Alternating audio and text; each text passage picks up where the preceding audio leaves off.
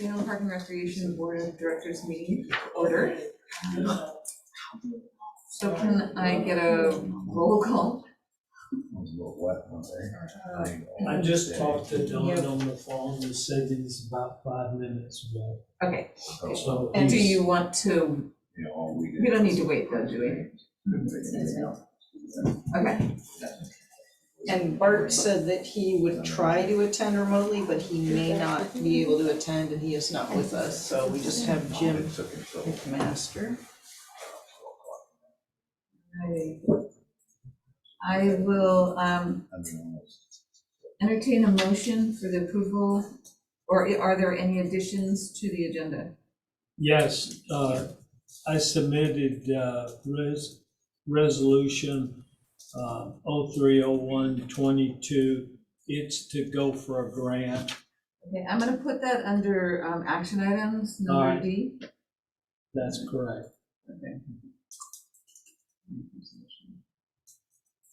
All right, I would entertain a motion to approve the agenda as amended. Second? Make a motion. You make a motion to approve. All right, second? Yep, you want a second? Second. Thank you. All right, all those in favor? Say aye. Aye. Any opposed? All right, the motion passes. I will now entertain a motion for the approval of the consent agenda. Motion to approve? Thank you, Gail. I have a motion. Can I get a second? I'll second it again. Thank you, Jim. All those in favor, say aye. Aye. Aye. Any opposed? All right, the motion passes. We are now at public participation, and so, Tom, you've asked to. Thank you. I spoke to this group last October 28th, and the subject was I was asking CPRD to disengage their efforts to be engaged with the Yamhilis Westsider Trail. So I've got a letter, and I'll read the first 2 paragraphs, and then I'll ask if I can just leave the rest. I don't want to get in trouble with the timekeeper. I cut it real close last time. So I'll just start with my letter. CPRD management has stated that a decision for pursuing the Yamhilis Westsider Trail project will be based on the outcome of approaching elections for commission positions. Those May 17th elections have the potential to return the Board of Commissioners to a pro-trail majority. The problem with that thinking is that LUBA, that's the Land Use Board of Appeals, found against the county 5 of 5 times when the BOC was a pro-trail majority years ago. Now let that sink in. The CPRD management waits for an election outcome that allows for a decision based on a strategy that was tried 3 years ago and failed. The lesson some learned in those years was that this is a legal matter. It's not a popularity contest. CPRD management knows the legal history and yet chooses to engage in the game called for by friends of the Yamhilis Westsider Trail in their Facebook posts, public relation campaigns, and public record emails, which are in this book, The Truth About the Westsider Trail. I can read them later if anybody wants me to. One of those public relation events had CPRD facilitating a Friends poll of low information citizens. Should this taxing district be managed that way? Shouldn't a taxing district demonstrate a responsibility only to the taxpayers who fund its operations and pay the salaries of its staff, and not to a private group from outside the area? And okay, I got about another 3 paragraphs, and Madam President, I'll ask that I not read them, but I ask if I may just give these letters to the board members, to Dawn and to Kat for the record, and then I'll be here for if anybody's got any questions. At the bottom of this is my email and my phone number. I think if anybody wants to discuss it, they might be more comfortable doing it one-on-one and not in a public setting like this. So I'll just do that, and then I'll sit down and shut up. Thank you, Tom. Okay. All right, does anybody have questions for Tom at this time? right, Thank you. all right, thank you, Tom, we Yeah. appreciate it. Thank you. Is Rod Grinberg on? Well, I don't see him here. But, Give me a call if you want to talk. Is that him there? It might be, so thank you. Yeah, thank you. Appreciate it. yes. Appreciate you letting me talk. All right, just sign in real quick. And you're up. Oh, wow. It's like run, breathe, talk. While Rod is signing, we've been discussing various things for a number of years. He is associated with Linquist, which owns the property in Dundee on the waterfront and all of that area. Where the paddle launch was? Well, no, to the right. Adjacent to it. Adjacent, right. So anyway, without further, I'll just turn it over. Okay, I thought you guys were doing the presentation. I was coming to say hi and introduce myself. Yeah, so as you may, I don't know how much you folks know about the Riverside District and how much you've kept up with it, but it's basically, all the property along the Willamette River, down Edwards Drive, that will eventually double the size of the city of Dundee or close to it. And the Lindquist family owns more than half of that property. There's basically two majority owners. And with the city, we finally, the family's owned the property since 1975, I think. And trying to do something with it ever since. But we've been talking concepts. We've been talking for years about different concepts. So we're talking about golf courses and talks about, just how do we parks and open spaces and how do we make this the most beneficial for us as a property owner and the future development and for the city and the residents of the city.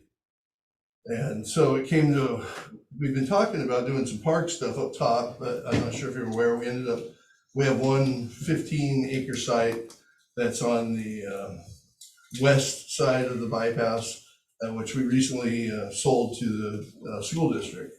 And the plan is they're going to relocate the Dundee Elementary School on that parcel. So that leaves the rest of our property essentially on the river side of the bypass. And we've been talking with Dawn and for several years we heard about the fact that you guys lost the paddle boat, they would call it a dock. And so we've been looking at different options. We originally were looking at something on the south end of the property, a full courts landing. But it became, after a lot of meetings, a lot of time discussing it and exploring it, it became obvious that, at least to you guys, and I think probably for everybody's benefit, the north end, where there's an existing gravel road that comes down between the Lindquist property and the Edwards property, it would probably make the most sense. And so we'd like to get something happening out there, get some activity. There's the bypass is a problem, can't ignore it, but we want to try to offset it and make this a real benefit for the community. So we've been talking lately with Dawn about doing a land swap. You folks own a 5-acre parcel on what would that be, the north side? Yes. Yeah, on the north side. Right. That is unfortunately zoned industrial, which will never be developed industrial.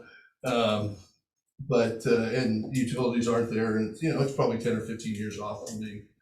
But and looking at the long term, the family feels like it'd be worth something someday, and we'd like to see some activities going on down there. And I know as a park district, you folks have some interest, so we're talking about doing some sort of a land swap to give you guys some sort of a permanent easement down to the river to establish a dock for non-motorized boating, paddle boats, kayaks, canoes, whatever. And a small parking, staging area. And then in trade for, or exchange for, this 5 acres of property, future development property. And we've also had a lot of discussions about, we know this is very important to the board and the city and everyone to get the trails program going. And so I don't think we're quite ready to get there yet, but we would look forward to a relationship where eventually we get to work out and have a pathway along the Willamette, the whole area, and just try to work out a win-win for all the parties involved. That's all I have to say. Thank you very much. Yes, Jim. Ron? There's 2 steps to this process. Rod, feel free to speak up. The first step is they have agreed that we can move forward with the paddle launch with an easement being granted for that particular area along 8th Street. We would move on that. I took Bart out there, showed Bart the property, and we've looked at it. And we agree with what was said at the meeting, Rod, that we would get as close to 8th Street as possible in that particular thing, right below the wells there. And that would be step number 1. Step number 2 would be to decide what we could do with the 5 acres up above and to swap that out for the land down below. And that's still to be negotiated and worked on. But I did discuss with Mr. Lindquist and the group at the meeting that if we go out and work on the deal, they're willing to give an easement in the perpetuity. That means that we won't spend money and they take it back. And we made that clear that we were not interested in doing that. So those were the keys and the direction we'll go. I think it will take some time and there'll be some negotiating. The first thing that we'll do is get our attorney to draw up an easement agreement to turn over to them so that we can agree on that. And that will be step number 1. Then step number 2 would be for the board to decide that the 5 acres that you would want to sell that or swap that, which I would recommend probably a swap for the other property and the easement property as well. So that would be something we can go at. And I will, since you invited me to interject, I do think that the families, legal team will probably would rather try to combine that into one step. Just like you wouldn't want to start spending money on a temporary easement. I think listen, hopefully it's not, I don't mean to rock the boat here or anything, but I think what they want is let's get a current appraisal of the 5 acres, get a current appraisal of what this easement to get down to the dock. And, there are appraisers who do specialize in unusual things like that and try to figure out what's amenable there and execute a permanent, like you said, easement for that and do that transaction. And then take a second step being figuring out what portion of the remaining property would benefit CPRD and the city and residents to go into a trust or for the future never be developed, and probably we'd do some sort of like a tax contribution donation or something along those lines. But I think that would be a longer process, and I think hitting the first part, those first two you talked about going into one, I think is the All right, best method. but unless the board has objection to that, that's the way that we're going to proceed with the process.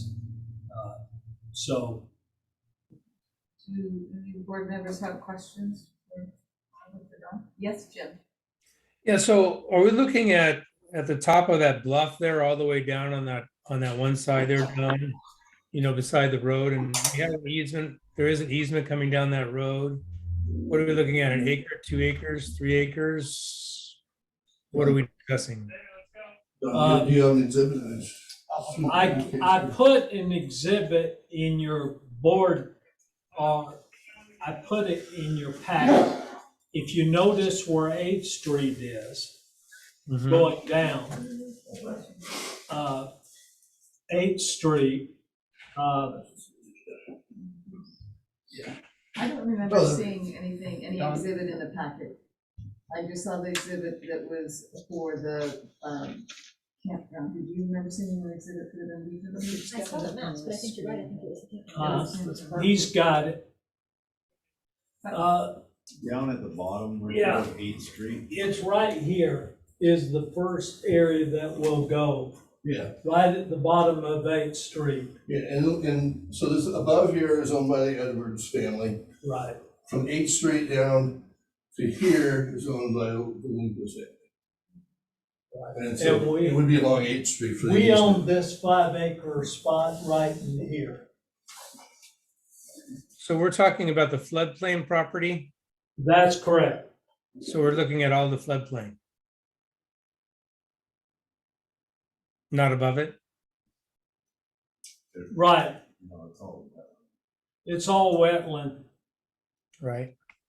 Well, so what does that do to, I mean, in a wetland situation, I mean, I know we're using it for park and recreation, right? But I mean, my limited understanding of wetland is anytime you do anything in a wetland, you have to then mitigate it with other land that you would have. So how does that work? Well, it's not mitigating, it's, we would have to work with the state marine board, which we would, and the river keepers and those, which Bart is aware of. And we talked about that, and we got to get access down to the river. So it will take some time. Right. But It's not like we're gonna build anything down there. right, Will be no structures down there, will be like temporary things or things that we can go on. So like it was with the old port launch. that's correct. Yeah.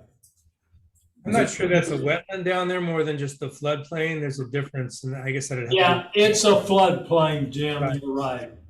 30 feet above the river. But it does, that is one area that does flood. When we, just to give you some history, when we had the paddle launch of Tom Edwards property, there was a place where we put the semi to house the kayaks, and it was above where we had that flood. But anytime it does flood, it comes in the Linquist side first and then comes over to Edwards. Sure. In theory, we would move everything out anyway. So Right. it wouldn't really affect it in the long run. I just want to give people an idea that will flood probably every 2-3 years. But I'm guessing that the paddle launch isn't gonna be used during the flooding season anyway. I would hope not. No, it's something that would be normal, as you well know, Rogers Landing floods. The boat launch there floods totally underwater, even the restroom is underwater. So, but we'll just be working on that, but wanted to bring it to the board. I think they needed to know that you were on board with moving ahead with this. I think that's the main issue. I really wish Bart were here, because, you know, he's the biggest proponent of this in the first place, and so getting his input would be really helpful. I did go down with Bart. Casey was there Bart was pretty excited. I'm not speaking for him, but he gave me the impression he was pretty much ready to move on it, thought it was a good idea. But of course, he can speak for himself, but I've heard nothing but that from him. Yeah, no negative comments. Right. I think if he was here, he'd say, yes, let's move ahead.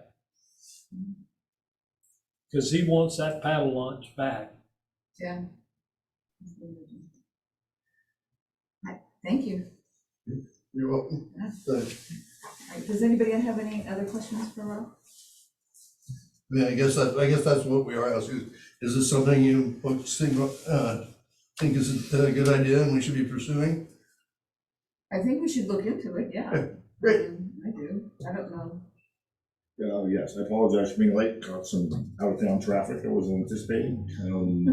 We've been talking about trying to work something out with either Lindquist or the Edwards family for at least 20 years. So let's move forward. I've worked on this property Yeah. in 95. What about you, Jim? Yeah, I think we should move forward. I'm just not familiar with where the boundaries are that we're talking about, floodplain versus buildable property. But I do agree that the paddle launch was a huge hit with the public, and it'd be great to see it back. Now, if we could just combine it with pickleball. Yeah. No, just give us more land. Kidding. Well, thank you very much. Okay, Rob. thank you. All right, Appreciate it. take care. All right, I don't know if there's anybody on Zoom that might want to have public comment. No public. There's no public, it's just us, it's chickens. Okay. Then we can move on to our action items, and it looks like the first thing that is on here is the approval of the contract with Kittleson Association for transportation engineering services for the campground. Yes, developing the campground requires some studies to apply to ODOT for ingress and egress from that property, and in order to apply for any grants or anything, all that has to be done. And they currently ODOT's working on phase 2A, I believe, which is the on-off ramps for 219 onto the new bypass. Yeah. And it might be a really good time to engage with them, because I know they're going to extend a lane not only far out, but it might be helpful for us to engage with ODOT and getting some traffic studies done. If we can get the traffic study done, talking with ODOT, he said that it is possible, they've agreed to nothing, but it is possible that we could combine their project with our project, save a lot of money. So, makes sense. Does anybody have questions before I ask for a motion? Can I have a motion? I move we approve the contract as presented. Second? I can go ahead and second it. Thanks, Don has moved and Jim has seconded approval of the contract with Kittleson Association. All those in favor say aye. Aye. Aye. Any opposed? Motion passes. Right, next. This is the same contract I got to last month, and you had a question on phase 3. And the reason it's back in front of you is that they have a number on that phase 3. Yeah. Just wanted to.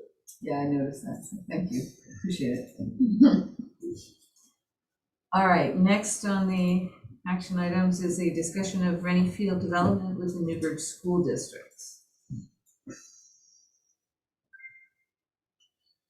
The board may be aware or not aware, but the school district received money $750,000 for redoing the Renny area. Some time ago, we met with the superintendent of the schools, the school board over there, about two things. Number one was turfing that ball field and that area, and then also about the pickleball. I think the pickleball is probably not going to occur there, but the turfing of the fields, it would meet one of our goals that we've had for a long time, a soccer complex. And Julie's done a lot of work on this and had a lot of foresight. And so I'll turn it over to Julie, and Julie, Yeah. let you. So I met with Dave Brown, a couple of years ago, and I think we kind of talked about this at the last board meeting, but that piece of Renny property is one of, in my opinion, like the best property in Newburgh. It's flat, large space. It's in an area that needs some improvement, and we would love to be able to use that space for soccer because, like I mentioned last time, we have so many kids that are playing soccer, and what a great opportunity now that outdoor recreation is really kicked up, and due to COVID that we play our soccer games in the outfields of softball fields. I think I've mentioned that a few times. And right now we have 500 kids signed up for spring soccer, which is something that we haven't offered in the past, but because of COVID, we felt there was a need for it. And so the response has just been tremendous. And so, turf in Oregon, we feel is a priority. We would be able to, we wouldn't have to cancel any games. Softball weekends are, right now, are hit and miss because of the weather. We have to cancel games all the time. And just the turnover, it would save us in maintenance, versus having a grass field. We just feel that would be just a great place for kids and the community. So I met with Lisa George last week and Dave, and talked about kind of what they see, what their vision is for that property. And they would like to improve, they're kind of looking to us for direction, but they would like to partner with us and spend some money out there to improve that field, put turf down there, maybe potentially put a walking track around the outside. We envision bathrooms out there as well. There are 2 baseball fields out there for the older kids. They have 90-foot base paths.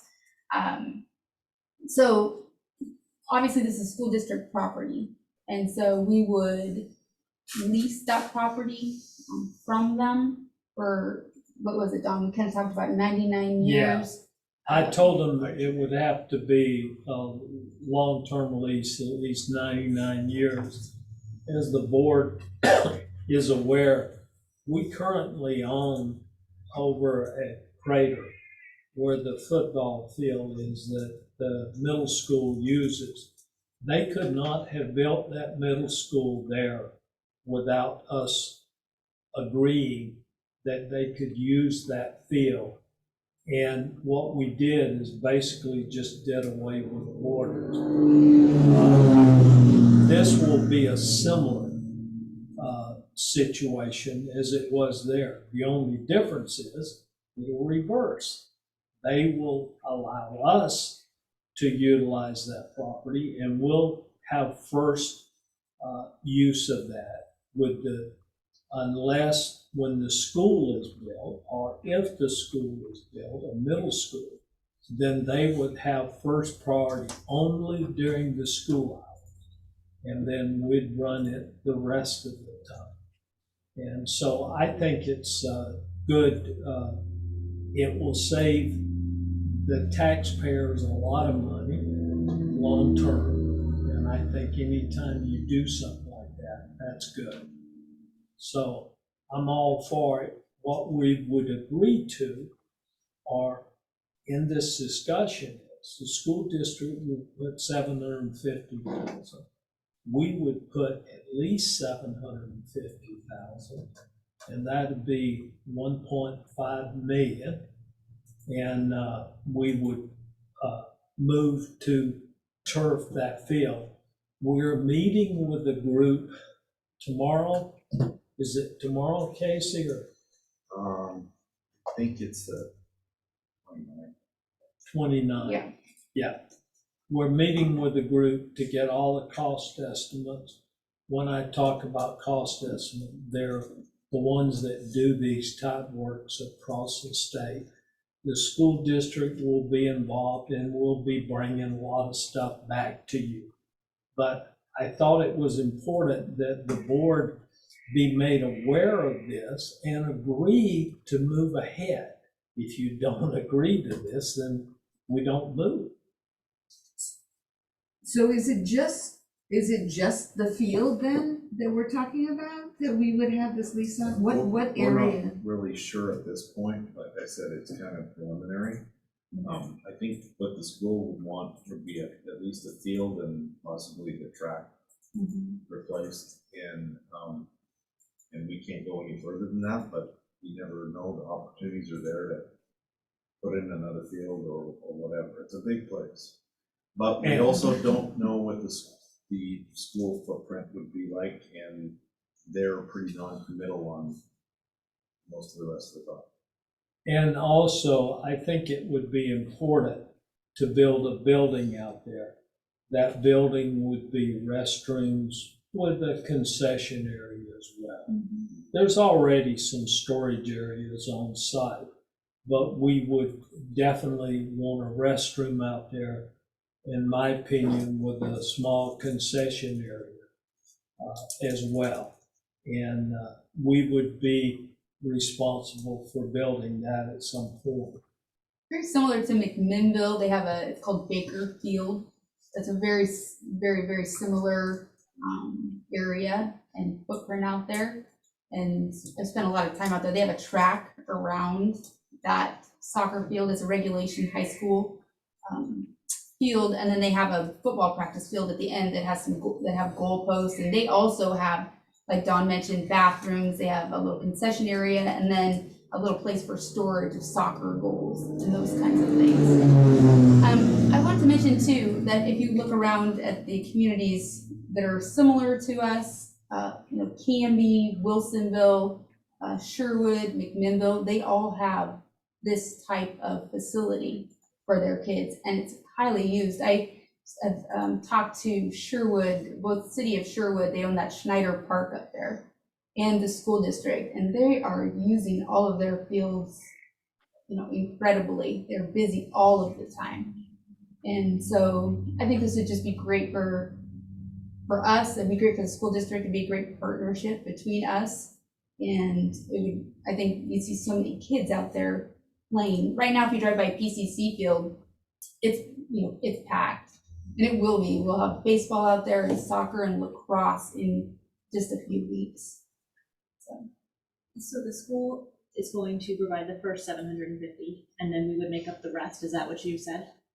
Well, we're still trying to get a grasp of how much we'll eventually need. What I'm asking you is to commit to at least 750,000 at the appropriate time, because then we can go ahead and move on this and get this out of the way. Is that expected to be something that we recoup, or is that just we're making the community better? That's making the community better. But let me say this, that there could be a long-term savings. I think a ball field is like this carpet. You walk on it so long, it wears out. A ball field is no different. We're way overutilizing our crater facility in the winter. It needs time to aerate, to do those type things, and to do aeration. And we the board has said that we need to build a soccer facility at somewhere. We looked at the George Fox site. We've looked at several different sites across the community. This has given us an opportunity to meet that demand. And in meeting that demand, we have a partner. And that partner is bringing in $750,000. So that's a good amount of money. And I'd say, let's move ahead. And that's what we're voting on right now, is whether to commit 750. That, yes, you would need to commit that amount. So I have 3 questions. One, the school district did secure that money that they were talking about? Yes, they did. I was told that they did secure the money. Okay. So that is a given. Okay. Julie, how much do you anticipate this will alleviate use on the baseball fields? A tremendous amount. We have more participation in soccer than any other sport here in our community. And it just continues to grow. So, and our softball complexes and are in Jakewood as well. If you drive by there on the weekend, they're parked on the grass, on the road. It's tremendous. And so Napa, Benji, who we contract with for softball, they bring so many people into the community every weekend that I kind of foresee the same thing for the soccer fields as well. Okay, I mean, I like the idea that 2 public entities are going in together to Right. use, money to reinvest in an area of town that needs some reinvestment. So I mean, I like all that. My third question would be, after several of us, Dawn, Casey, Julie, Gail, me, I think that was it from our, we met with school district people. Afterwards, we had some discussion about, okay, this might be a good idea, but let's use our participation to leverage something else. Most likely some agreement that they're going to give us some property in Dundee for the pickleball facility. I'm not hearing you talk about that. Well, as you well know, the school district has committed to doing that. Larry has said that. The board is aware of it. They're aware of it. We could do the agreement. And I put in your packet kind of an outline for an agreement. And what I would recommend that when we take this agreement to their board for approval, that we state about the pickleball facility in Dundee and put that in the agreement, Don. That's a good point. Yeah, that's what I want to do, because I know Larry is gung-ho and wanting to do that, but Larry has no authority to do it. That's correct. So, And we'll put that in the it can't agreement. hurt to put it in there. If they shoot it down, then we can talk about it. The board needs to decide tonight that you're willing, you don't have to approve it, but you're willing to move ahead, because we have to commit in the agreement the $750,000. I don't want to do that without you're willing to do that. And That's good, because you can't. right. So I, that's, for one, am willing to do that, but I do want to try to leverage it to our best advantage. I totally agree. And we will have the agreement drawn up and brought back to you in the future by which to agree to. Then we'll ship it off to the school. Okay, I just wanted to talk about it while we're talking. Right. If I could just ask for some clarification, Jim, you want to go first? You can go It first. doesn't matter, I'll ask whatever. So we're talking about the football field that's right there, Renny? Mhm. So I guess I'm just trying to understand how one field, one football field is going to alleviate all of this usage of other space when there's 500 kids wanting to play soccer. So how does that work? I mean, how is it that it's really actually providing that Yeah. respite? Yeah, so we can have two different games depending on so they don't all play on a full-size field, right? So sometimes they play from like the middle to the ends kind of thing, or they play this way. It depends on their age. So we can have a lot of, like Jaquith and Crater during the fall season, they are busy. We have games scheduled from 8 to about 3 or 4 on those fields. So that will be helpful. But what we envision for this is just phase 1 of developing that property. We would love to turf all of that field, eventually for, like doing the baseball side too. So like the in-between where all the little kids, where you have make believe soccer fields Yeah. out of that space. Exactly, yeah. But we don't know where they're gonna be building. But if we give this money and we develop that piece will not change. Is that what we're understanding? The other parts might, Right, but that piece is the one that won't change. right. Okay. I know that the school district is gonna meet, Jim, you'll be a part of this, is gonna meet with Rotary and Kiwanis and ask for additional dollars to be spent out there as well. So the thought is that if you build it, they will come, that we will have additional, there'll be other things that will be built out there as well. Jim? Yeah, I am 100% in favor of the soccer fields. I know how badly our community, Newburgh and Renny, need those. I mean, it's pretty evident when I was the supervisor how some of those fields would begin to rot because so many kids are playing on them, and we finally had to cancel at times because the fields were rotting and they smelled like basically rotten eggs. So there is a need, but my question is that, is there a plan laid out outside of the football field? Because I think, in my opinion, you will need more than that just small space to be able to put in what you want as far as where the need is. And I understand how soccer's played out there. I understand how the fields were laid out since I was involved with that. So are we like Lisa asked the same question, are we just talking about synthetic field for the football field, which that football field, by the way, is one of our best draining fields. Exactly. It is, yeah. Yeah, and also we, as a district, put in the irrigation on that field way back in the day. Yeah, but so what I'm trying to say is that I don't even think that's enough. I mean, a little bit's better than nothing. But if we can push for a little better plan and see if we can do something else in there also, Yeah. that would be great. I know that, if you're looking at a facility, you have bathrooms and so on, we're talking quite a bit of money. I think we're talking a lot more than what the two entities are talking about right now. I know that we did run power out to the shack out there. Yeah.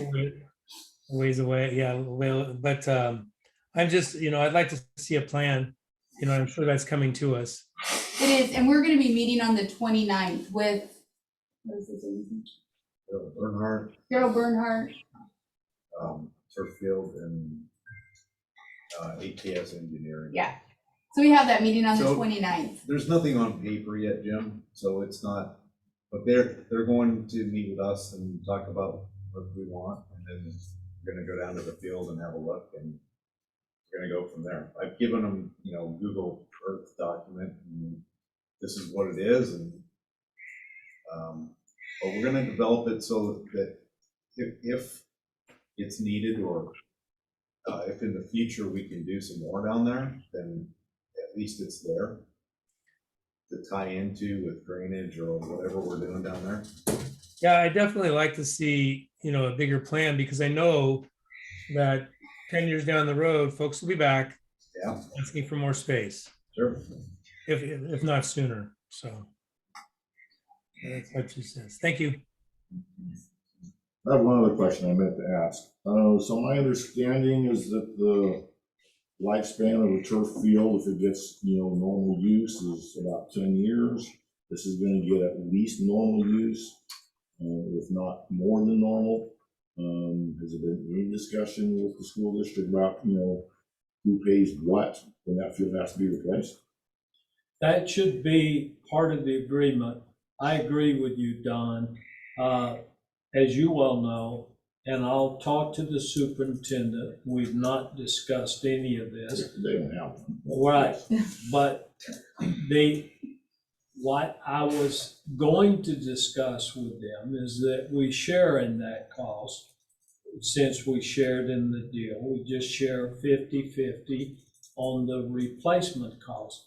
They also collect an exercise tax on all development in the community. And they can use that money, which they used it. But we'll put that in the I agreement. think that needs to be addressed. Yes. I would agree in the Trust agreement. us, I don't necessarily trust them. And I would also like to mention too, that this is just not a soccer field. It could be a multi-purpose field, meaning that we will play our football games out there, we could play our lacrosse games out Right. there. We could have summer camps out there. You bring up the turf and That's so, why it's gonna wear out within 10 Yeah. years, if not sooner. yeah, The high Yeah, schools and had it's not theirs gonna- in for 12 years and they're just replacing it this year. and it's They're kind of how not you gonna take, use it as much as we're gonna use this one. but they take, part of it is taking good care of it. You really do have to take good care of it. But the high school I'll is pull going to all the be, weeds that we need to. but what's that? I'll pull the weeds if we need to. So, the high school, they're, after graduation, they're gonna tear up the turf field at the high school and they'll be putting new turf down. And, so we have all of our summer camps essentially on that field. And so we will not be able to use that facility at all. So our summer camps, we're gonna have to go to Plan B on those types of things. And so if this were to happen, we were to have something like this, we wouldn't be in that situation. But we plan to use this for all of our outdoor sports, all of our camps. And so it's not just a soccer field. I should have mentioned that initially. I understood that. I'm not against it at all. I just want to make sure that, our respective CYAs come. Yeah, yep, I agree. I have one more question too, is that if there's gonna be a school built there, they probably want the regulation track. I was gonna say, if that's not needed, and you just wanted to put a, walking area, running area that's larger than that, maybe you could put a larger area for that synthetic turf on that spot. Just a thought, I don't know, because it's quite, you can go wider and you can go longer in that area, but if they want a regulation track, then that's a different story. Yeah, in our middle schools, neither one has a track. And so we do have a middle school track program. We have about 150 kids that participate. And we've struggled with that for the last couple of years. We've since created a relationship with the high school, Renny at the high school, and he has been so generous. We started the Newburgh track club with him. And so now our middle school kids are able to practice after the high school kids at the high school. But it is difficult because lacrosse comes in right after that. And they don't want, they get priority over us at the high school. There are several things to keep in mind as we go through with this. The first thing, when we get with this group, we'll have a discussion. When you put things underground, that is drainage, those type things, we got to have a plan for the entire site, because in the drainage, we have to make sure it's large enough that we don't have to go back and dig up. With the track, it was discussed that we would probably have 6 lanes. I didn't fight the idea because I think 6 lanes may be adequate. As you well know, the high school is 8 lanes, and most of the time. The question that I have is, what is the difference in the price of a 6 lane versus an 8 lane? I think you'll find that an 8 lane is about the same price as a 6-lane. If that's the case, then I'd rather have the 8-lane. But we're not there yet. We'll get there. But we kind of need the board to agree that we move ahead. Don Gail was at the meeting with the school district, and we're getting to a point. We had talked about the agreement, who was going to write the agreement up or whatever, and that has not been decided, but I put in your board packet kind of letter or agreement that we already have with the schools. And I'm going to take the initiative to go ahead and draw it up. Yes, we should offer to write the agreement. Right. Yeah, well, yes, but I do have a question ahead of time, right? Like, so we have this list of projects that we're constantly working on, right? Where does this fit into that list? Well, it does, sort of, because soccer complex is on that list. Yes. Far All more I'm than a west saying, side though, trail. is that there's a lot of projects that are kind of in the process of moving forward. Does this take precedent over that? Do we stick it in, you know, you got Sanders Estate, you got the trails, you got all kinds of things going on, and we only have a limited number of people working here, so. Well, but I would recommend moving ahead with this, because anytime you have a project that's offering to pay part of it, $750,000, it makes sense. We will probably apply for some type of grant in the future anyway, and we'll see how much it comes out.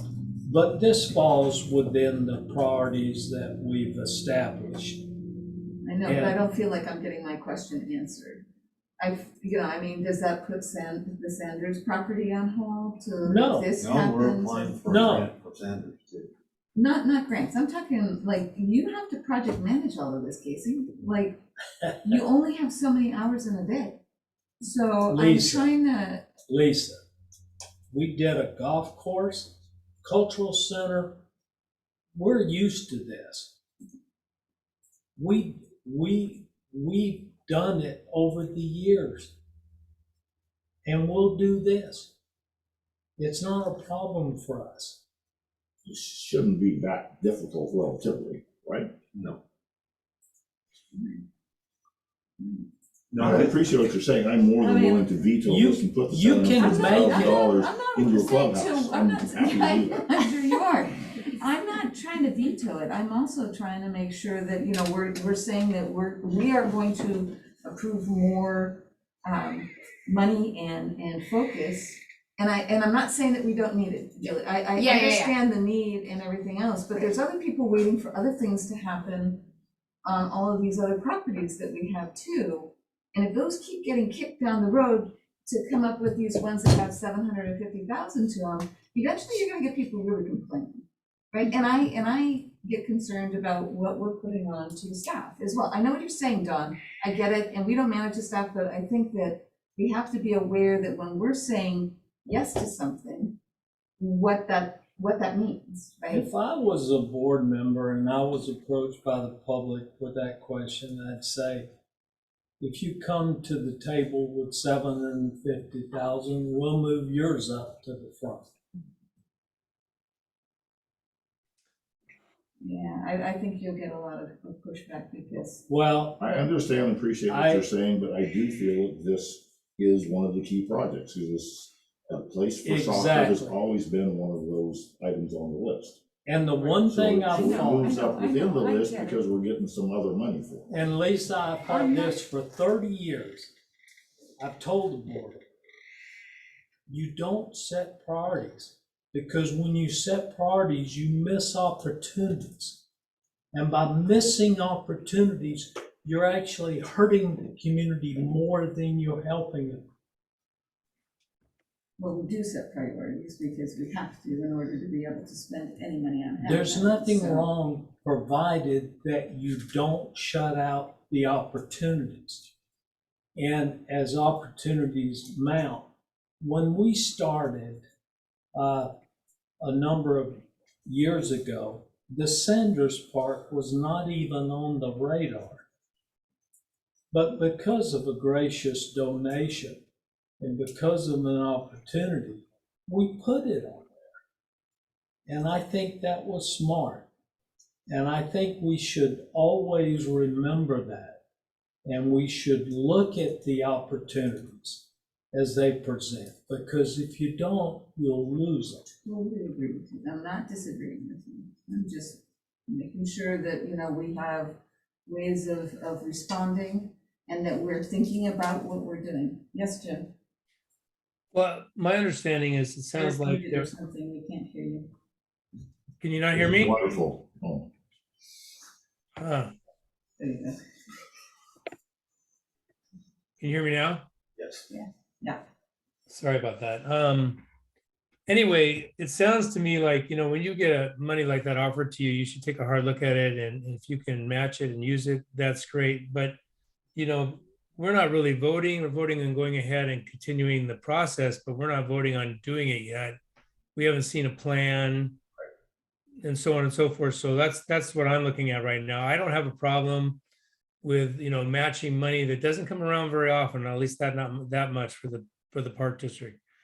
On another topic that you said, I sat in Casey's chair for many years doing many of these projects and burned out. But the reality is if Casey needs help, you can always go outside for a consultant for the project, for writing a grant or whatever. It doesn't have to necessarily be him. So something to think about, something to look at in the next budget process too, which is coming up. Exactly. Okay. So what are you asking then of us to do today, John? I think the one thing we need, probably a motion on the tape, that we would agree to match the school district $750,000, provided that there's an agreement drafted and both parties agree to that agreement. Somebody want to make a motion? Sure, I will move that we match the $750,000 for the, I'll just call it the Renny Field project, you know, provided that, you know, we reach an agreement with the school district on the details. We have a second. Second. Donna has moved and Guido has seconded. All those in favor say aye. Aye. Any opposed? The motion passes. This Right. helps because we're putting the budget together.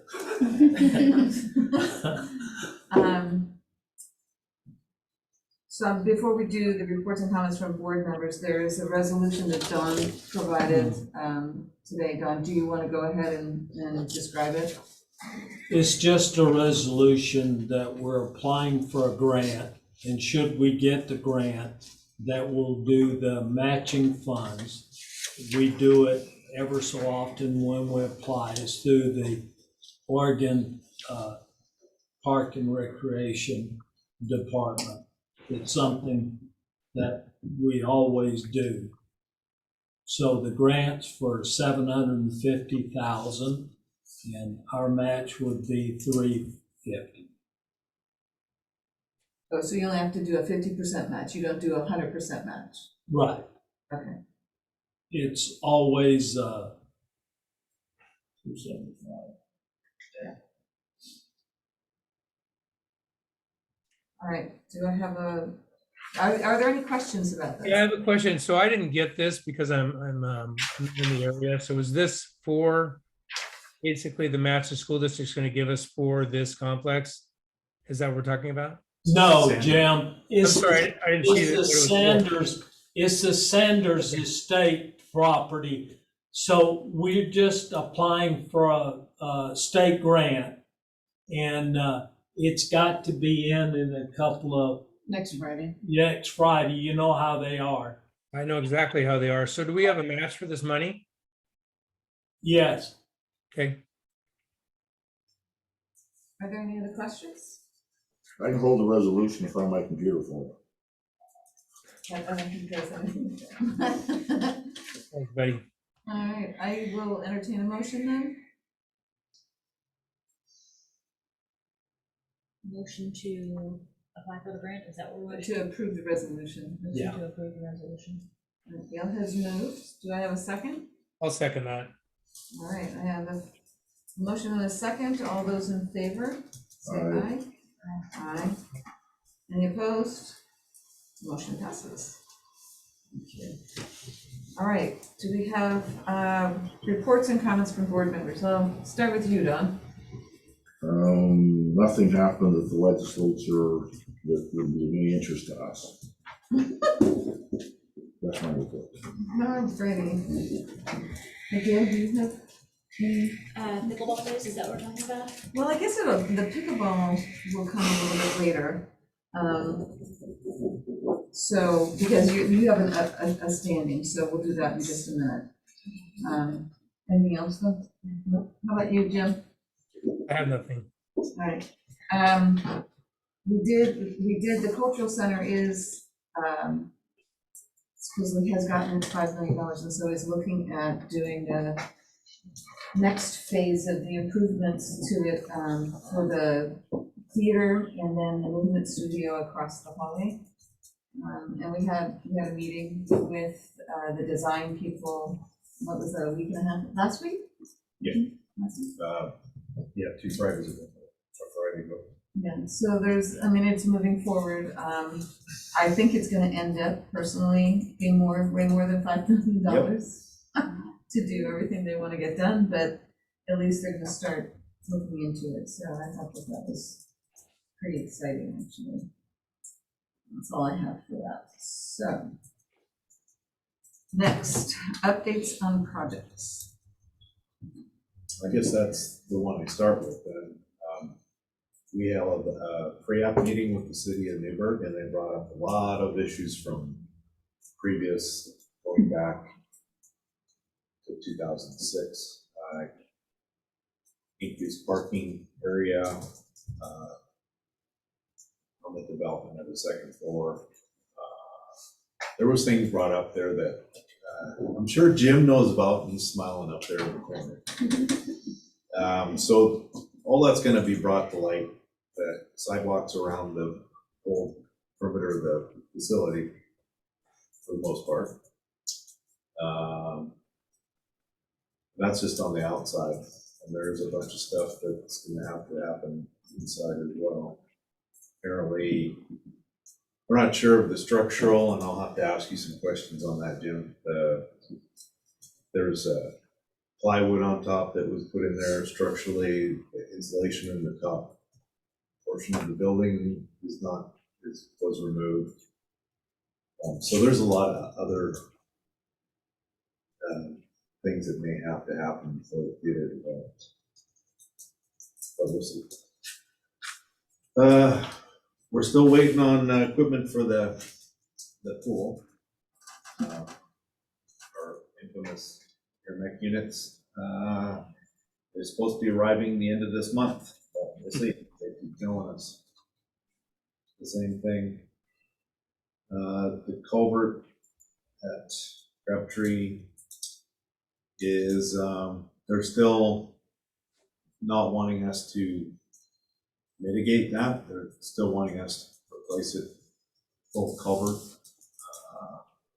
which is $250,000 in itself, because it involves tearing up stream passage, and I don't know, it seems kind of silly to me, but it's a law.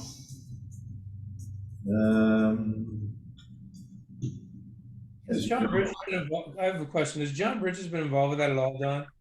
A little bit. He's been working with Paige and easement, and he's aware of the situation, that the county denied that there was even a problem there right off the start. And until you go and look at the bottom of the culvert, there's no bottom of the culvert. To me, that's an issue. So that's Greg Apke. I don't know if you've talked to him at all. Is ODF and W fish? It was a while back, but Yeah. Yeah, it's just really disappointing. I don't know, but the county has not. They've basically said they don't want to deal with it. Is that what I'm understanding? Well, John's aware that there's 3 parties involved: the gun club, the county, and ourselves, as well as Paige. Paige has already paid for a survey and easement, and you know, we have a lease of that park, but we have no. Prior to this, we did not have an actual easement into the park, and I called the culvert on the premise that it was a county road and that it was their problem, and they denied that there was a problem. So to me, that's kind of ignoring the situation. And so Don asked me to look into the culvert. That's where we're at now.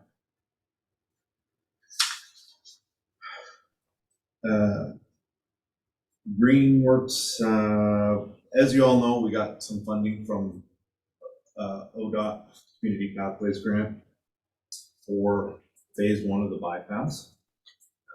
It's kind of moving along in its own right. We applied to the city for an ARPA grant, did not receive that. Had asked the city up front for half of the grant, kind of a shared thing. They were named on the actual document that went to the ODOT for a grant, and they haven't come through on anything yet, other than we've got them to do some preliminary studies for us, and to waive some fees, and to look into what's going to be required on the industrial avenue as far as ADA and curb ramps and that type of thing, because there is some things that may have to be done down there. And we have to apply for railroad crossing. So it's moving forward. We talked to Carrie Martin with the ODOT Railroad, and she says it's a process. It's just a matter of patience for the most part. It takes a while. So we're gonna probably try and get all that sorted out and get started on some of it this summer. Cities agreed to do engineering on River Street and do all the design and for that whole from 11th to 14th, basically. So that's been helpful that their city staff is being directed to provide that information to us. And in July, or next August or September or whatever, CATS reached out to Helen Thompson with the Community Pass and the ODOT to do phase 2 of the bypass, which will get us $5.9 million, will get us all the way to Dundee with one more bridge. So we asked Alan if we could do concurrent to kind of keep the project rolling along, and we had no problems with that I'm aware of. So I guess it might be cheaper in the long run to do it all as one project than delay it and have a restart of everyone. So we're going to apply for that grant as well. And that's a federal grant. We have a 10% match on it, 10.27% match on that. So it's a little over, I want to say it's $650,000 for $5.5 million. So that's where that's going.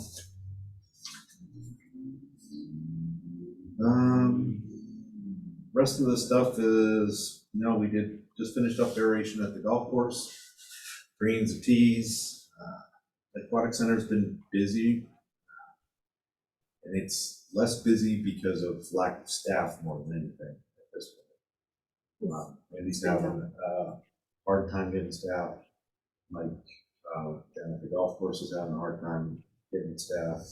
Care. Everyone's having problems.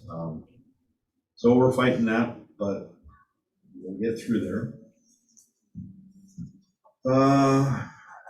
And now Brian built another greenhouse out of Wilsonville for his plants and his programs that he's doing.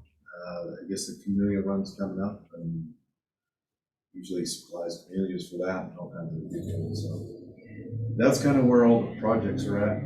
If I missed anything? Do you have anything, any update to the county and your bridge going over to at Ewing Park?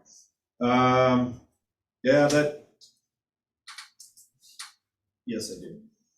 It's not good news, but it's not unexpected news.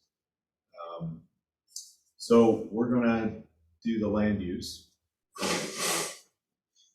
application. They're gonna probably deny it, and then we're gonna have to appeal it. That's basically what's gonna happen, because for some reason, the county planning department thinks that bridges aren't part of trails. And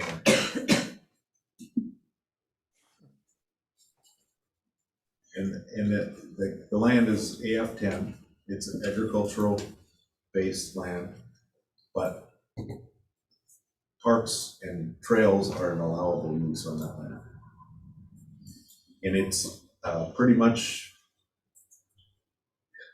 nobody could get down there to farm it anyway. So that's what's gonna happen with that. And it might take a while, but.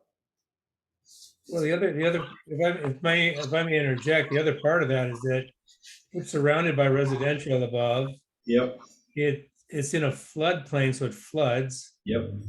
And there's no way for anyone to get to it, period. A creek. Unless they come through those private huge houses up on top of it. So it's really an island. So I think that it's gonna be a slog. I get it, but I think it'll happen in the future. All right, does anybody else have questions for Casey? I don't have a question, but when you're dealing with the city and the cultural center, should note that the former mayor, not the current one, he's innocent, former mayor at the periodic, local government dinners used to just love to write about our cultural center as though he had anything to do with it. So, since it's our cultural center, then the city should be more than happy to bend over backwards to work with us on it. Seeing as how we do have an IGA with the city and all that stuff, it should be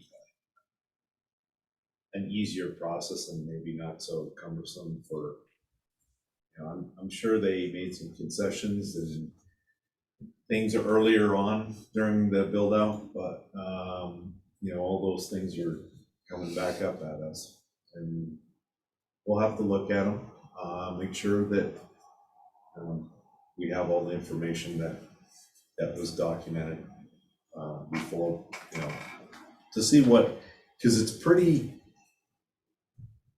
you can interpret it different ways, I guess, the way that the city wrote it. There was variances, there was for parking, there were variances for, I don't want to say sidewalks, and the patio wasn't on the master plan. Master plan's coming due in August. One of the questions was, do we have to do another one, or can we just base it off this one? And they said, no, you don't need to do another one. So in that respect, that was nice. Yeah. For the board's information, the first master plan we ever did for that, we submitted to the city, had much more parking.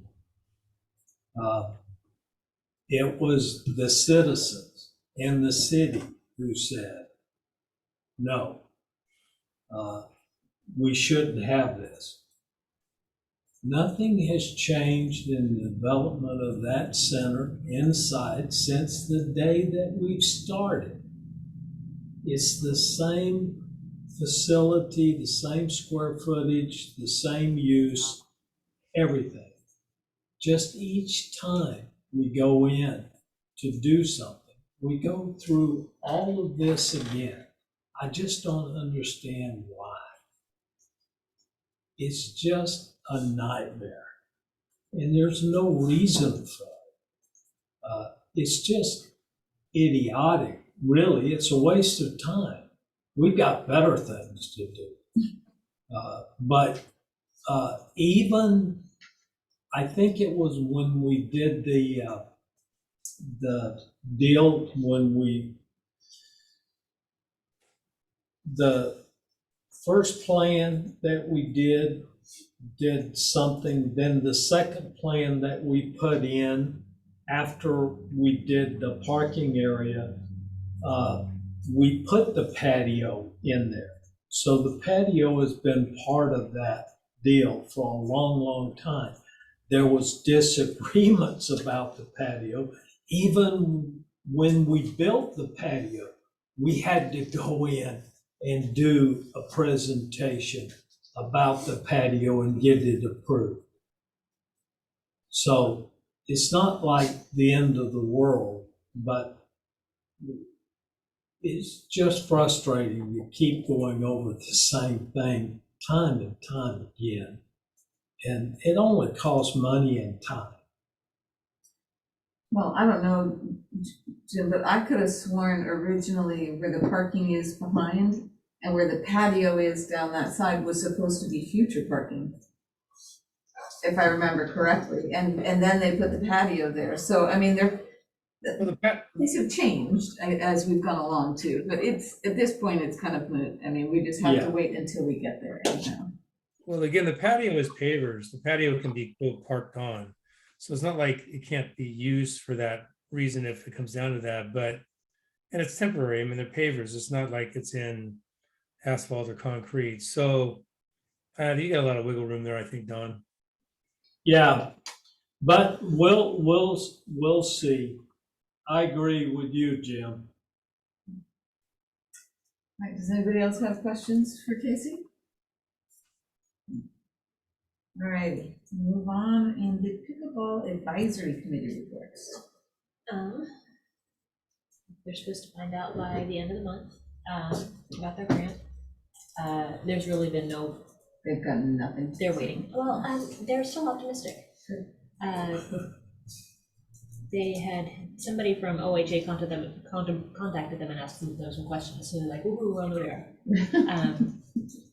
But I have not yet gotten an email from Hunter saying anything, and I checked last today, so there's no new information. Yeah, I did respond to OHA with the information that they requested, and it was just kind of what areas and what counties do we service. We should find out March 31st on that grant for sure. And then we've also applied for a second grant, and that is through Yamhill County. And I'm not quite sure when they'll be getting back to us, but I don't think there are as many people that applied for the Yamhill County grant as for the OHA grant. So. And you'll hear it around the same time for both grants? Or? Yeah, I think it's May 1st, I think, on the Yamhill County grant, but it should be March 31st. It was supposed to be March 1st, and they had so many people apply for the OHA grant that they had to push it back a little bit. But I was kind of encouraged that they asked us additional questions. So we were, grateful for that.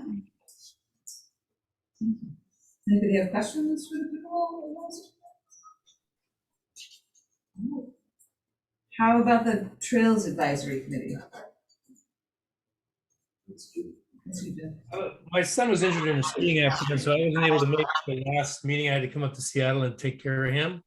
But I'm gonna specifically ask Casey, is I would like to get a date that we could take our trail builder up there and take a look at the property for Kittleson Erath. I mean, they're asking about it and I don't want to put them on hold. So I'd like to get a date and a time set so we can get the folks looking at that and making sure that they understand we're still moving on it and not waffling here. Russ will be gone to Hawaii for the next 10 days. We'll be back after that, so. Okay, if you could shoot me a number 90 days. Does anybody have questions for the Trails Committee? Well, I have some questions. I don't know who they're for. I mean, you know, I am close friends with two people on the committee, and they complain to me all the time that the committee is ineffectual, that the chair is particularly ineffectual, and that they're not getting anything done. And right now, they're bogged down in writing bylaws. And I would like to know why on earth that committee thinks they need bylaws. They don't need bylaws. Can Jim answer it? I don't know if Jim can answer that. You know, again, I wasn't the last meeting when this came up. I've kind of been hands off because my understanding was it wasn't us to drive the group. It was a voluntary group for them to organize themselves. Kat, I think you were at the last meeting, or was it?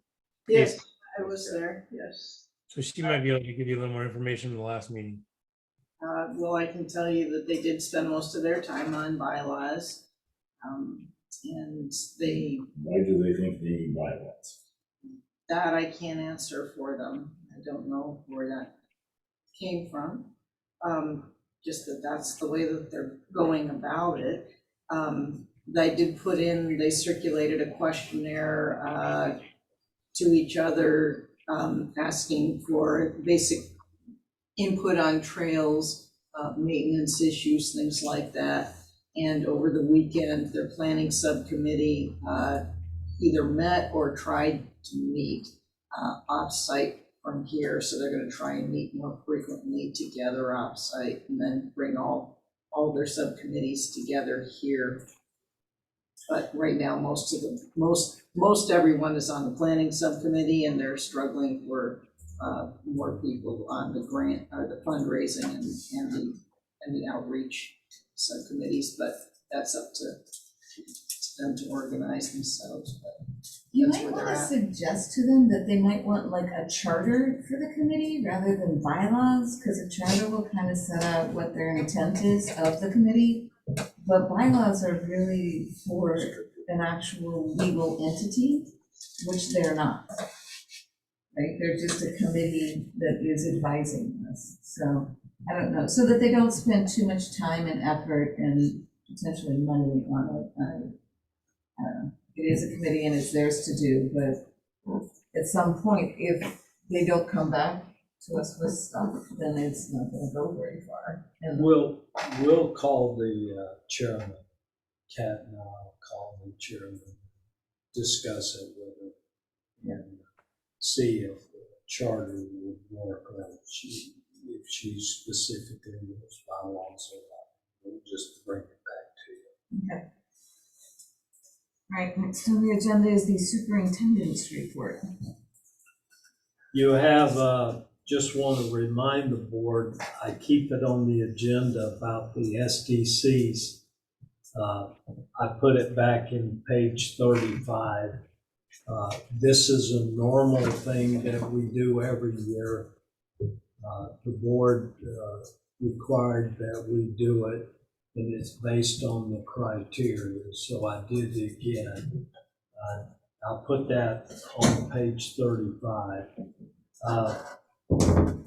So just wanted to bring that up during the public meeting and make sure it was out there. Hey, Dawn, do you want to ask something? You want to talk about the Old Fashioned Festival? Not talk about it, but just does the board want to participate in the Old Fashioned Festival? Yeah, Wait.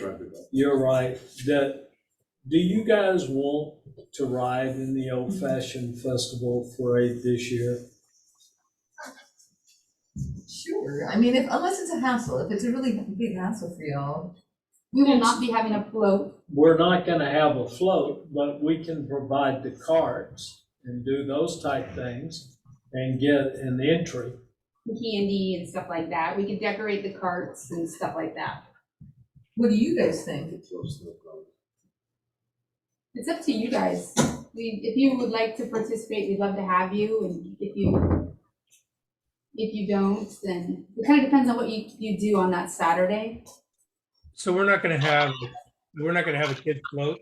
No, It's more about the kids in the community. Then I guess we can wave and say thank you and everything, but it's like, Yeah. you guys have something with the kids involved in it. yeah, we're in charge of the children's stage, and so that takes a lot of staff time, and so it's hard to do both that day. So the question is, do you want to be in the Old Fashioned Festival parade? John used to ride golf cart. He probably has his own personal motive. I sold it to the Flint Cemetery. How many would make it? Jim? I can't say I'll do it if I'm in town. Okay, No, for sure I'll be in town. all right, I mean, I would do it if I everybody assume else. I'll be around. all right. We Then, haven't done it in a couple of years. It's sort of a tradition. I think it's good for the board to be seen. all right, Parade, so- then we'll put a float, or we'll call a golf cart a float. Yeah. We'll get a position we'll do it. We'll get you some candy. And we'll Get some decorate it. Yeah. We'll decorate the carts this year. Alrighty. All right, staff reports are up next. Well, first of all, Gonzaga just lost. I don't know if you guys. Oh, wow. 42% of people had Gonzaga winning the tournament this year, and I just got my phone's going off like crazy. Dang it. So we talked a little bit about pickleball. We do plan to have two tournaments this summer. So we're excited about that. In terms of the sports department, we've opened adult basketball. We're gonna be playing at Mountain View this year, Don.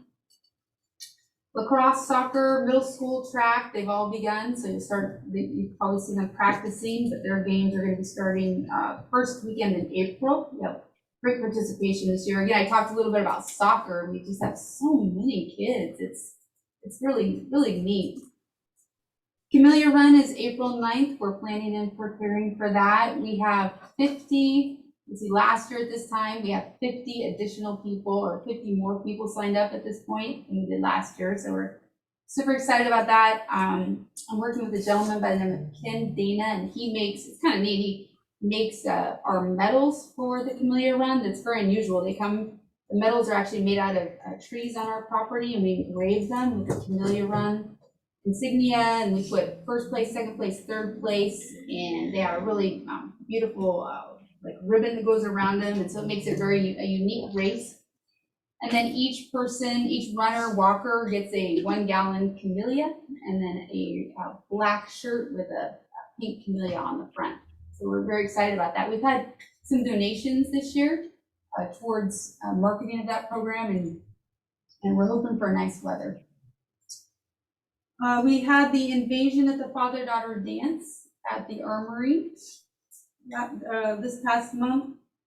We did receive a State of Oregon Child Care Stabilization Grant for our CARE program. It was about $26,000, and we'll receive another $26,000 the end of June. Matt Compton applied for that, and that grant is to be used for staffing, any kind of PPE, and just fun things for the kids, and for scholarships for participants in our CARE program.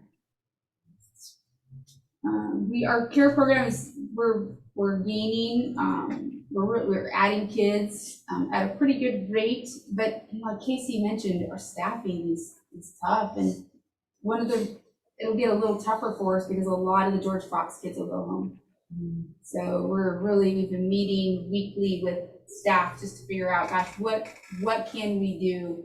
What can we offer? But where can we go to get these, to get these staffers?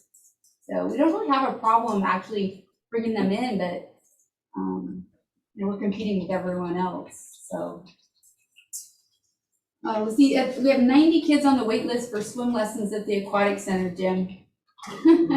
And so we brought in we've hired the one of the assistant GFU swim team coaches, and he's helping us out a lot by teaching swim lessons for us. Of course, Wendy's in the water and Chris is in the water, and so Well, my question for you on that is that, your largest revenue generator is those swim lessons. I know.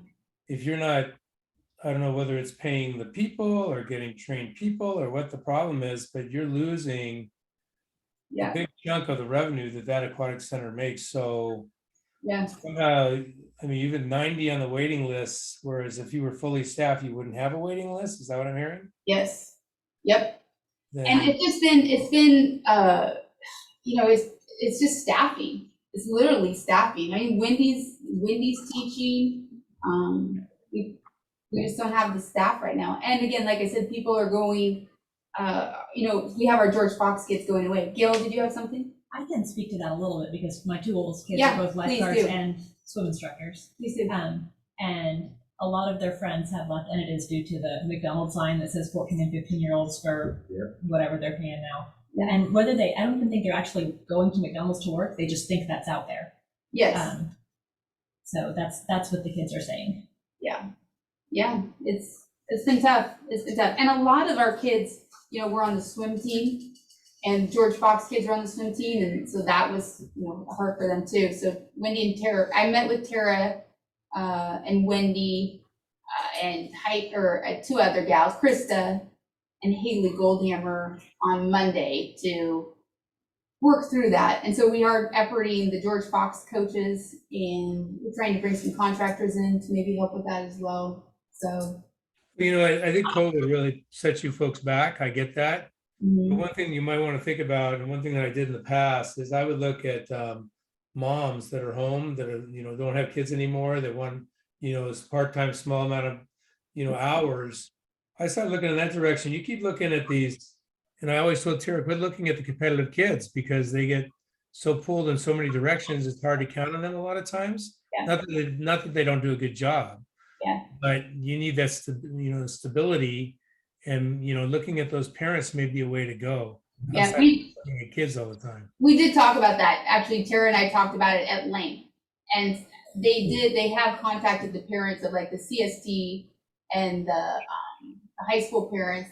That is something that Tara identified on Monday, and evidently they've been in touch with all those parents. Actually, Wendy's done a nice job emailing the coaches of all the teams that are participating there to see if their families or anybody in their families would be interested. So we're still. You've got all those ladies in water exercise. You got a ton of them. People like that. Yeah. Start looking in that direction. I think you're going to have to. Yeah. Retired swim directors that have nothing better to do. Yeah, I can't fit in a suit anymore. Sorry.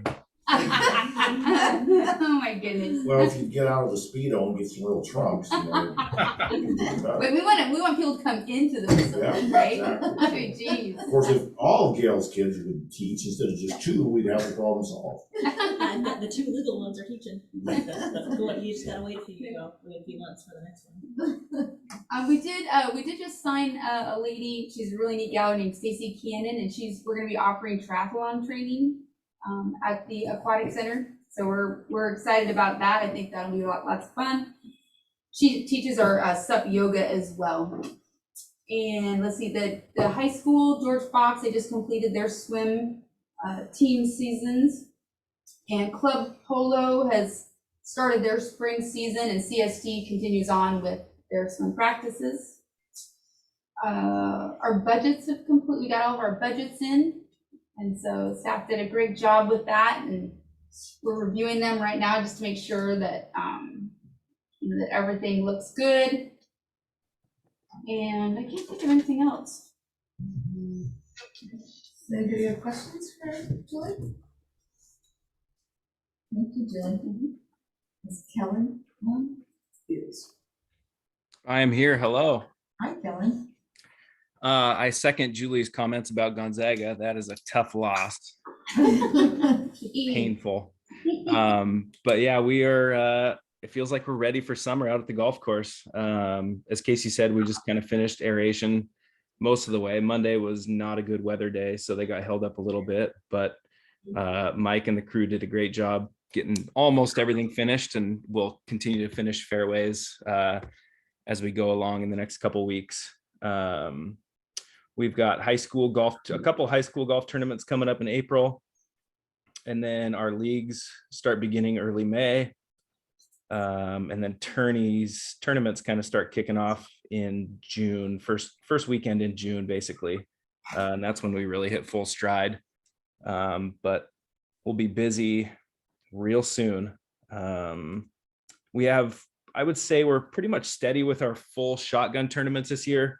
And then our smaller events, smaller to mid-size events, it seems like they've taken an uptick a little bit. So we do have more golfers in that realm, trying to fit them into the schedule. But yeah, it looks like a good year coming up. Thank you. Anybody have questions for Kevin? How many new carts did we get? We got 40 new golf cars. Elites. They are awesome. Way less maintenance, and they are built to go longer.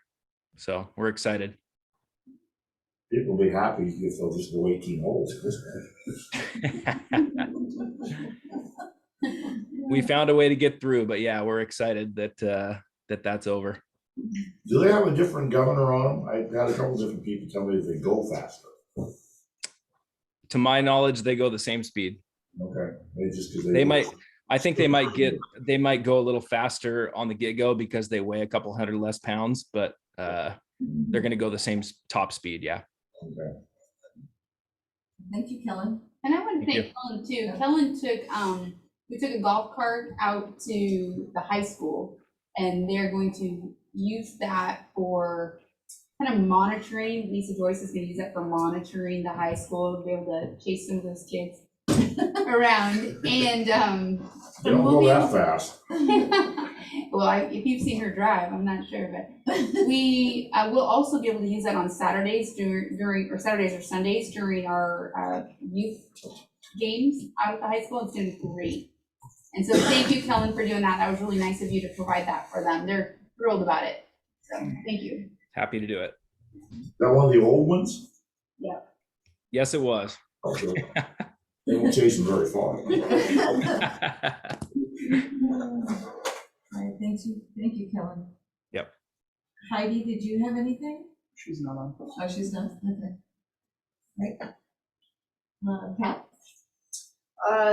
Just keeping the fuel in the machine with getting all our information out and about all our many things going on. Been working heavily on drafting this grant application that you signed for permission for tonight, so thank you for that. Also working with Casey on another grant application I'll be presenting next Friday to the city, which was for the Butler property improvement, which was kind of a joint effort together with cultural district members. Don't know what our prospects are for getting that. There are about 20 people or 20 applicants in that process. But anyway, that happens next Friday. And just lots of marketing. Been doing a lot of marketing with the chamber. They're also now promoting job openings for members. So they've been helping us with that as well. You look over on this wall, you'll see this gorgeous wall calendar. That's all of our marketing campaign stuff is being organized on that. So it's real good tool for the staff to use, for everybody to be on the same page and see what's happening when. Like today, if you saw the graphic this week, we were in there for the the Wednesday market's going to be open in May.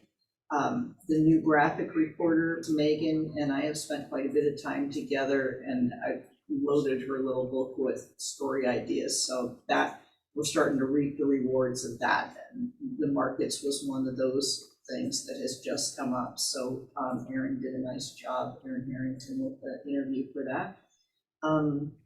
So just that kind of thing, that's just day in the life, day-to-day stuff that I do, so it's just, yeah, just keeping the engine running and the fuel and the CPRD machine.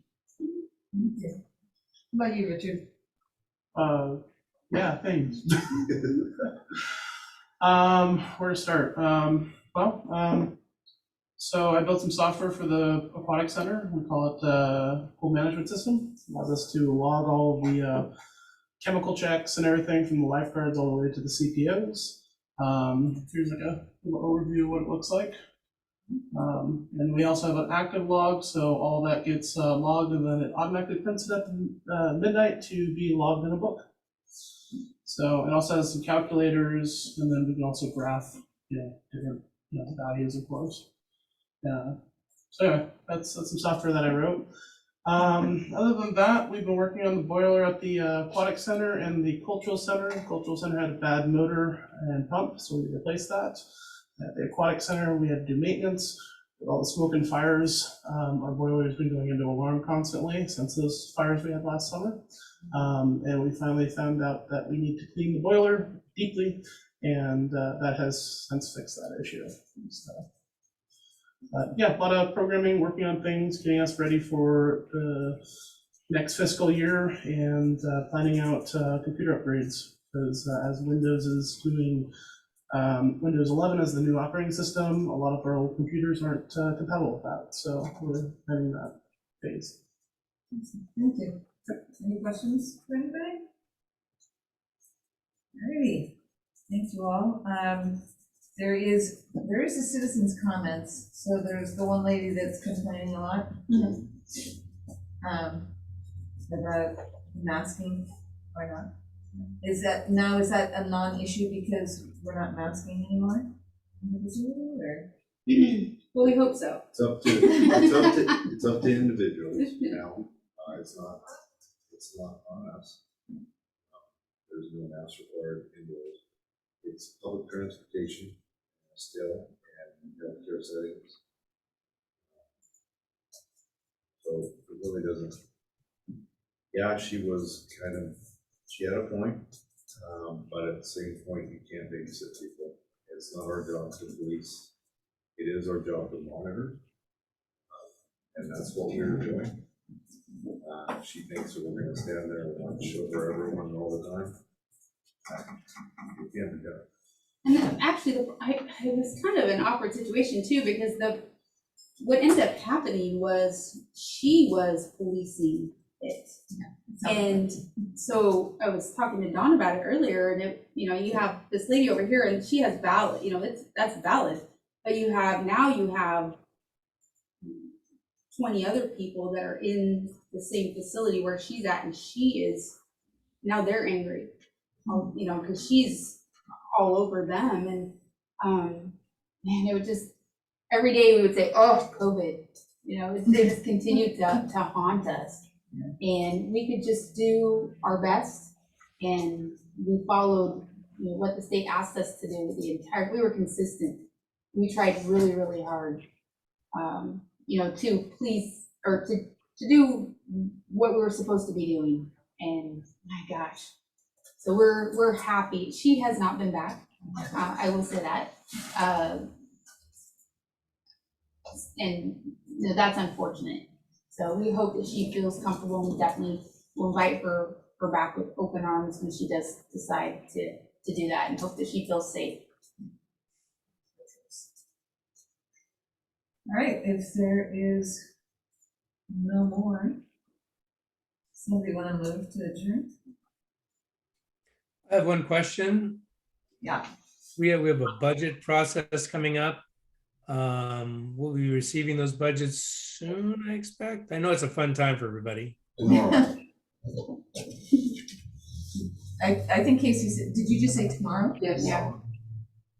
tomorrow. The budget calendar spells all that out. Because I'm out the rest of this week, so I'll come pick it up on Monday. All right, Good to know. that's good. We'll have it here for you. Okay. We'll also be emailing digital copies, so you'll have that option. Oh, nice. Because the binder is the hard copy, so if you would prefer not to receive a binder, let us know. Otherwise, tomorrow Casey will do the annual delivery, home delivery service of them. Thank you.